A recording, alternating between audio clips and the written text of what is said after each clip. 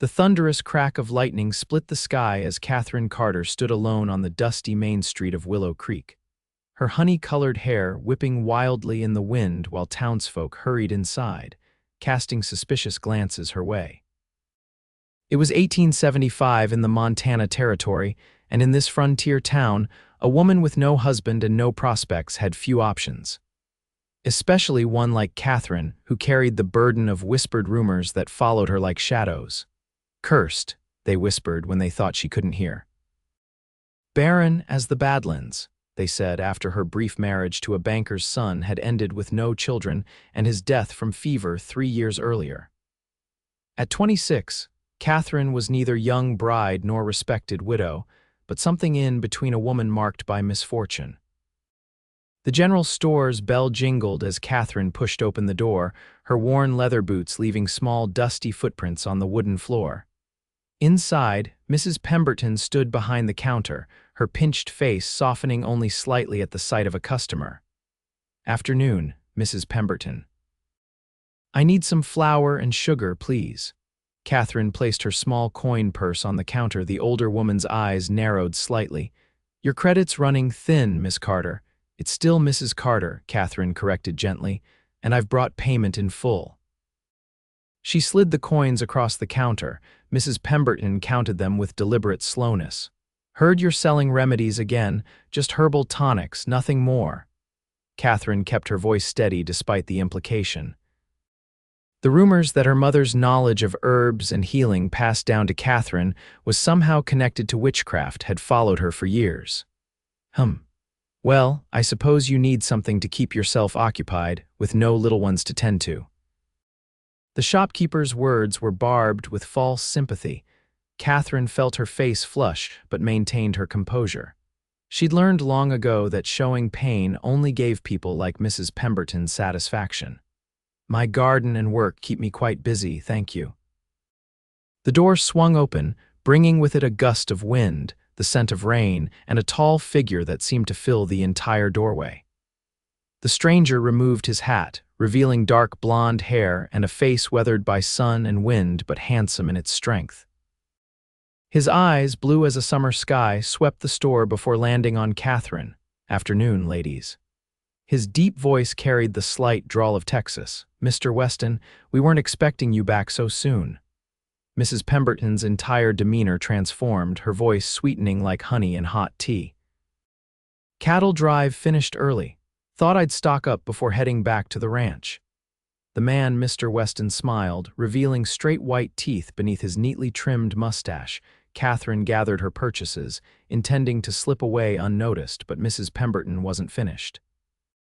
"Miss Carter, have you met Lucas Weston? He purchased the old Hargrove property last spring."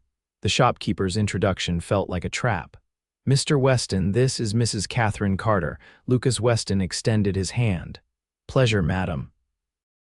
Katherine hesitated before accepting his handshake, surprised by the gentleness in his calloused grip. "Mr. Weston, Lucas, please. Mr. Weston has made quite a success of that ranch already," Mrs. Pemberton continued. "Brought in some fancy cattle from back east." "A real businessman, not just another cowboy." Katherine nodded politely, uncomfortable under Mrs. Pemberton's sudden matchmaking attention. The woman who had just moments ago reminded Katherine of her barrenness now seemed eager to parade her before the handsome rancher. "I should be going." "The rain's about to start." Katherine clutched her packages to her chest. "I'm headed that way," Lucas said. "May I offer you a ride in my wagon? Save your supplies from getting soaked." Before Katherine could refuse, Mrs. Pemberton answered for her. "How thoughtful." Katherine lives just past the creek in that little cottage with all the flowers. Katherine shot the shopkeeper an irritated glance. "Thank you, Mr. Weston, but I can manage."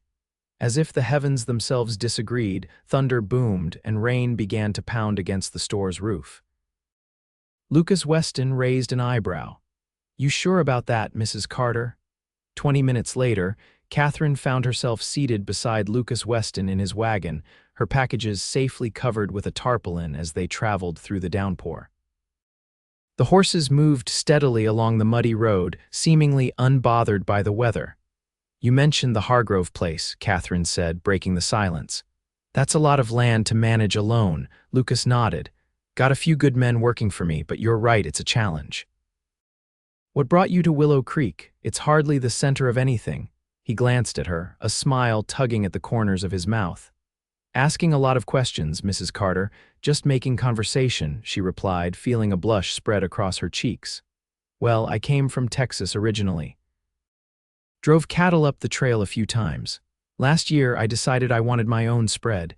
This land was available, price was right, and the water access is good. He paused, then added, plus, it's peaceful here, or so I thought until I met the local welcoming committee at the general store. Despite herself, Katherine laughed. Mrs. Pemberton considers herself the guardian of Willow Creek's morality. And what terrible sins have you committed to earn her disapproval, Mrs. Carter? His tone was light, but his question cut close to the heart of her isolation. I exist, Katherine answered simply. A widow who doesn't properly mourn, who lives alone, who knows plants and healing instead of keeping to baking and sewing. That's enough for some people. Lucas was quiet for a moment, his eyes on the road ahead. People fear what they don't understand. That's generous of you. Not generous, just truth. He slowed the horses as they approached a small wooden bridge. Is that your place just beyond? Katherine nodded. Her cottage stood on a small rise, surrounded by garden beds currently being battered by the rain. Despite its modesty, it was a cheerful home with blue-painted shutters and climbing roses that would bloom in summer. When they reached her gate, Lucas jumped down and came around to help her from the wagon. His hand was warm as it closed around hers, strong and sure as she stepped down into the mud. For a brief moment, they stood close, rain falling around them, and Katherine felt a strange flutter in her chest she hadn't experienced in years. Thank you for the ride, Mr. Weston. Lucas, he corrected, releasing her hand, and it was no trouble. He helped her gather her packages. Would you like help carrying these inside? That won't be necessary. Katherine hesitated, then added, though you're welcome to come in and dry off before continuing your journey. She wasn't sure what made her extend the invitation, perhaps simple gratitude, or maybe the loneliness that had been her constant companion for so long. Whatever the reason, she found herself leading Lucas Weston into her small home, igniting the lamps against the storm's darkness. It's not much, she said, suddenly self-conscious about the humble cottage with its handmade furniture and simple decorations. Lucas removed his hat, looking around appreciatively. It's a real home, that's more than most have out here. Katherine busied herself putting away her supplies, aware of his presence filling her small kitchen. Would you like some coffee to warm up before you go? That would be kind, thank you. He remained standing, respectful of being in a lady's home alone. As Katherine prepared the coffee, she felt his eyes on her back. You have questions, Mr. Weston. Most people do. I'm wondering about your husband, he said frankly. If you don't mind my asking. Katherine turned to face him. Daniel was the son of the banker we married when I was 20. He died of fever 3 years ago. She kept her explanation brief, the familiar pain a dull ache now rather than the sharp agony it had once been. I'm sorry for your loss. Thank you. She poured the coffee and handed him a cup. And you, no Mrs. Weston waiting at the ranch. Lucas shook his head, never found the right woman, or maybe never stayed in one place long enough to look properly. He sipped his coffee. This is good, strong. Like most things that survive out here, Katherine replied. A smile crossed his face, reaching his eyes. Including you, I'd wager. Before she could respond, a scratching sound came from the back door. Katherine excused herself and opened it to reveal a sodden, miserable cat. There you are, Molly. She scooped up the creature, which immediately began to purr despite its drenched state. Another survivor. Lucas asked as she returned with the cat. Katherine nodded, grabbing a small towel to dry the animal. Found her half-dead last winter, nursed her back to health. She looked up to find Lucas watching her with an expression she couldn't quite read. What? Nothing. He finished his coffee. I should get going. Got supplies that need unloading. Katherine walked him to the door, the cat still in her arms. The rain had lightened somewhat, though the sky remained dark with clouds. Thank you again for the ride, Mr. Weston. Lucas, he reminded her, putting on his hat. And maybe I'll see you in town again sometime, Mrs. Carter. Katherine, she offered, surprising herself. His smile widened. Katherine? He nodded once, then walked back to his wagon. Katherine stood in the doorway, watching until his wagon disappeared around the bend in the road. Only then did she realize her heart was beating faster than normal, and a strange warmth had settled in her chest despite the chill of the rainy day. "Well, Molly," she said to the cat, who blinked lazily in response, "that was unexpected." Over the next few weeks, Katherine found herself running into Lucas Weston with surprising frequency. Sometimes at the general store, occasionally at church, which Katherine attended irregularly, given the cool reception she often received, and once at the post office, where Lucas had received a stack of letters that he'd quickly tucked away upon seeing her. Each encounter was brief, but left Katherine feeling increasingly drawn to the quiet rancher. He never treated her with the suspicion others did, instead showing genuine interest in her knowledge of plants and healing.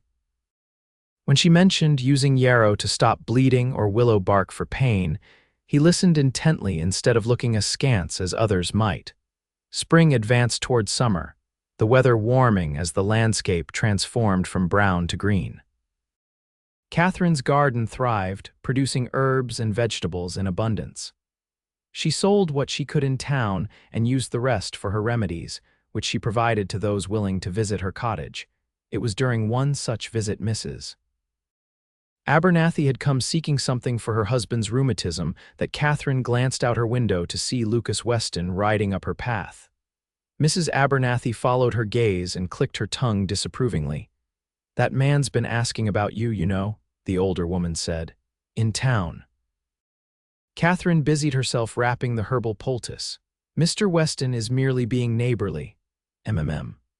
Well, a man like that needs a proper wife, not—" Mrs. Abernathy stopped herself, but the implication hung in the air between them, not a barren woman, not someone cursed. Katherine handed over the wrapped package. "Apply this twice daily. It should help with the pain." As Mrs. Abernathy left through the front door, Lucas approached from the side yard. The two exchanged brief greetings, with the older woman hurrying away as though contact with Katherine might be contagious. "Did I interrupt something?" Lucas asked, tying his horse to the fence post. Katherine shook her head. "Just finishing up some business. What brings you by, Mr. Weston?" "Lucas," he corrected for perhaps the 20th time, "and I brought you these." From his saddlebag, he produced a small package wrapped in brown paper. Katherine unwrapped it to find several books, one on advanced herbalism, another on garden design, and a third of poetry. "These are beautiful," she said, running her fingers over the embossed leather covers. "But I can't accept such expensive gifts." "Not gifts," Lucas said quickly. "Loans from my personal library. You mentioned wanting to expand your knowledge of medicinal plants, and I happen to have these." Katherine looked up at him skeptically. "You happen to have a comprehensive guide to herbalism?" Lucas's ears reddened slightly. "I may have ordered it specially, but the others I already owned." The gesture touched her deeply. "Thank you, I'll take good care of them." She hesitated, then added, "Would you like to stay for supper? It's nothing fancy, but I have stew simmering." The smile that spread across his face made her heart skip. "I'd like that very much." That evening marked a turning point in their relationship. As they sat at Katherine's small table, sharing stew and fresh bread, conversation flowed easily between them. Lucas told her about growing up in Texas, learning ranching from his father, and his dreams for his new property in Montana. Katherine shared stories of her childhood in Missouri, her mother's knowledge of healing that had been passed down through generations of women, and her brief happiness with Daniel before illness took him. "People here, they think I'm cursed because we had no children," she admitted, the words slipping out before she could stop them. 3 years of marriage and not even a single pregnancy. After Daniel died, the whispers started, that I was barren, that it was God's punishment for some imagined sin. Lucas's expression darkened. "People can be cruel when they don't understand. It's why I keep to myself mostly." Katherine stood to clear the dishes. "Better to be alone than surrounded by judgment." Lucas caught her hand as she reached for his plate. "Is it better to be alone?" The warmth of his fingers around hers sent a tremor through her body. I don't know any more, she whispered truthfully. They stood there, connected by that simple touch until Katherine gently withdrew her hand. It's getting late. Lucas nodded, understanding her unspoken message. Thank you for dinner and the company. As he prepared to leave, Katherine impulsively asked, Will you come again? His smile was answer enough. Throughout that summer, Lucas became a regular visitor to Katherine's cottage. Sometimes he brought small gifts, a new kettle when he noticed hers was leaking, fresh meat from a successful hunt, once even a kitten to keep Molly company. Other times he simply offered his company and conversation, which Katherine found increasingly valuable. In town, the whispers changed direction. Now people speculated about Lucas Weston's interest in the cursed widow Carter. Some thought he was being charitable. Others suspected more nefarious motivations. A few, the kinder souls, wondered if perhaps it was simply that the handsome rancher had found something in Katherine that others had missed. Katherine herself wasn't sure what to make of their growing friendship. She enjoyed his company immensely, looked forward to his visits, and found herself thinking of him when he wasn't present. But she was careful not to let her feelings develop into something that might lead to disappointment. A man like Lucas would want a family, someday children, to inherit his growing ranch, and that was the one thing she apparently couldn't provide. Late one August evening, as they sat on Katherine's porch watching fireflies dance in the twilight, Lucas broke their comfortable silence. I got a letter from my sister today. Is she well? Katherine asked, knowing from his previous stories that his younger sister lived in San Francisco with her merchant husband. Very, she's expecting their third child in winter. He paused. She wants me to visit after the baby comes. Katherine felt a pang of something, jealousy, perhaps, or simply sadness at the reminder of what she would never experience. That would be nice for you, to see your family. Lucas turned to look at her, his face half in shadow. I'd like you to come with me. The request caught her completely off guard. To San Francisco? Why would I? Because I care for you, Katherine. His voice was steady, determined. More than I've ever cared for anyone, and I hope you might feel something for me too. Katherine's heart raced. Lucas, you don't have to answer now, he said quickly. But I want you to know my intentions. I'm not just passing time with these visits. I'm courting you if you'll have me. She stood abruptly, moving to the porch railing. You don't know what you're saying. Lucas followed, standing close enough that she could feel his presence but not touching her. I know exactly what I'm saying. No, Katherine shook her head, tears threatening. You don't understand. I can't give you what you want, what every man wants eventually. And what's that? She turned to face him, anger and pain bubbling to the surface. Children, Lucas, a family, heirs for your ranch and your name. I'm Barren, remember, cursed according to half the town. Is that the kind of wife you want, one who can't fulfill her most basic duty? Lucas's expression remained calm despite her outburst. First, I don't believe in curses. Second, you were married for 3 years. That's hardly enough time to determine such things with certainty. And third, he stepped closer, his voice softening. Even if what you fear is true, do you think that would change how I feel about you? Katherine couldn't stop the tears now. It should. I deserve happiness, he interrupted gently, and I've found that with you. He carefully took her hands in his.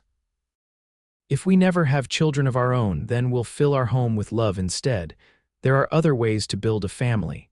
The sincerity in his eyes undid her completely. Katherine collapsed against his chest, sobbing as he wrapped his arms around her. All the fear, the loneliness, the shame she'd carried for years poured out as Lucas held her, his steady heartbeat beneath her ear. When her tears finally subsided, Lucas tilted her face up to his. I love you, Katherine Carter. I want to marry you, build a life with you, grow old with you. Whether that life includes children or not doesn't matter to me. It's you I want. In response, Katherine rose on her tiptoes and pressed her lips to his. The kiss was tentative at first, then deepened as Lucas pulled her closer. When they finally broke apart, both breathing heavily, Katherine whispered, I love you too. Their engagement announcement in early September caused quite a stir in Willow Creek. While some offered genuine congratulations, others continued their whispers behind raised hands. Katherine tried not to let it bother her, focusing instead on the joy she'd found with Lucas and the future they were planning together. They decided on a small wedding in October when the autumn colors would be at their peak. Lucas insisted on building them a proper house on his ranch, big enough for whatever family we create, he'd said with a meaningful look that made Catherine's heart swell with love. 2 weeks before the wedding, Katherine fell ill with what she assumed was a simple stomach ailment. When it persisted, Lucas insisted she see the doctor who had recently set up practice in town. Dr. Maxwell's examination was thorough, and his conclusion left Katherine speechless. "You're with child, Mrs. Carter, about 2 months along, I'd estimate." Katherine stared at him in disbelief.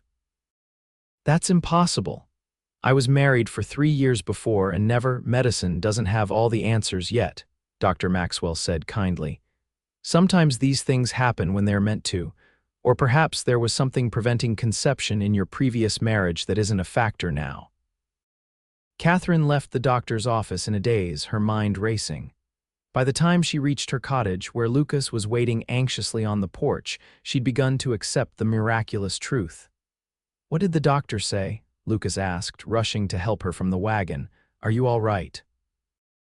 Katherine took his hands, looking up into his concerned face. "I'm more than all right, Lucas. I'm pregnant." His expression transformed from worry to shock to pure joy in the span of seconds. "Pregnant? You're sure?" She nodded, tears of happiness spilling down her cheeks. "Doctor Maxwell confirmed it. We're going to have a baby." Lucas whooped loudly, lifting Katherine off her feet and spinning her in a circle before carefully setting her down again. "I'm sorry. Should I not have done that? I don't want to hurt you or the baby." Katherine laughed through her tears. "We're fine, Lucas, but perhaps no more spinning." He knelt before her, placing his hands reverently on her still flat stomach. "Hello in there, little one, I'm your pa." Looking up at Katherine with eyes shining with unshed tears, he added, "I told you I didn't believe in curses." Katherine ran her fingers through his hair, her heart so full she thought it might burst. "You also said you'd fill our home with love instead, and now we'll have both." Their wedding took place as planned in mid-October, with Katherine's pregnancy still their joyful secret. The ceremony was small but beautiful, held in the meadow behind Lucas's, now their ranch house. Katherine wore a cream-colored dress with wildflowers in her hair, and Lucas couldn't take his eyes off her as she walked toward him on the arm of his foreman, who had gladly stood in as her escort. As winter settled over Montana, Katherine and Lucas adjusted to married life with ease. The ranch thrived under Lucas's management, and Katherine established a new garden and workroom for her remedies, which were gaining popularity even among those who had once shunned her. Her growing belly became impossible to hide by Christmas, and the news of her pregnancy spread through town like wildfire. Some called it a miracle. Others muttered about the timing, insinuating impropriety before the marriage. Lucas dismissed such talk with a wave of his hand. "Let them talk. We know the truth." As spring returned to the land, Katherine's time drew near. The bedroom in their home had been prepared for the baby's arrival, with a cradle Lucas had crafted himself and tiny clothes Katherine had sewn during the long winter evenings. Labor began on a warm May afternoon as Katherine was tending her herb garden. By nightfall, the midwife had been summoned, and Lucas paced anxiously outside their bedroom door as Katherine's cries echoed through the house. Just before dawn, as the first birds began to sing, a new cry joined them, the lusty wail of a newborn. Lucas burst into the room at the midwife's call, finding Katherine exhausted but radiant, a small bundle cradled in her arms. "Come meet your daughter," she whispered as he approached the bed. Lucas sat carefully beside her, peering down at the tiny red face of their child. "She's beautiful," he breathed, gently touching the soft wisp of dark hair on the baby's head, just like her mother. The midwife slipped quietly from the room, leaving the new family alone. "I was thinking we might name her Hope," Katherine said, looking up at her husband, "because that's what you gave me when you said we'd fill our home with love." Lucas leaned down to kiss her forehead, then the baby's. "Hope Weston, it's perfect." As the sun rose over their ranch, painting the room in soft golden light, Katherine looked at her husband holding their daughter, the family she'd been told she could never have, and felt complete. The whispers of curses had been replaced by the gentle sounds of love. Lucas's deep voice singing softly to the baby, the creak of the rocking chair he'd built for late-night feedings, the simple "I love you" they exchanged each night before sleep. Word of Hope's birth spread quickly through Willow Creek. Visitors came bearing gifts and congratulations, many of the same people who had once avoided Katherine now eager to see the miracle baby. Mrs. Pemberton from the general store arrived with a handmade quilt, awkwardly offering it with words that sounded almost like an apology for past judgments. One afternoon, as Katherine sat on the porch nursing Hope, while Lucas worked with the horses in the nearby corral, she reflected on the journey that had brought her here. From a lonely widow believed to be cursed, to a beloved wife and mother with a thriving business selling her remedies throughout the territory. "What are you thinking about?" Lucas asked, climbing the steps to join her after finishing with the horses. Katherine smiled up at him, adjusting the blanket covering Hope, who had fallen asleep at her breast. "About curses turned to blessings, about how sometimes the things people say about us aren't true at all." Lucas sat beside her, placing his arm around her shoulders and gazing down at their daughter. "And sometimes the greatest blessings come when we least expect them. Like a handsome rancher offering a ride in the rain," Katherine teased. He chuckled, pressing a kiss to her temple. "Like a beautiful healer who opened her door and eventually her heart to a lonely cowboy." As the sun began to set over their land, painting the sky in brilliant oranges and pinks, Lucas and Katherine sat together, their daughter sleeping peacefully between them. They had indeed filled their home with love, creating a family that extended beyond blood to encompass the entire community they were building around them. "I was thinking," Lucas said after a comfortable silence, "that maybe we could take in one of those orphans from the train that came through last month. The boy, Michael, seemed like he could use a good home." Katherine looked at her husband, her heart swelling with love. "You still want to fill our home with more love, even though we have hope now?" Lucas smiled, the same smile that had first captured her heart in Mrs. Pemberton's store what felt like a lifetime ago.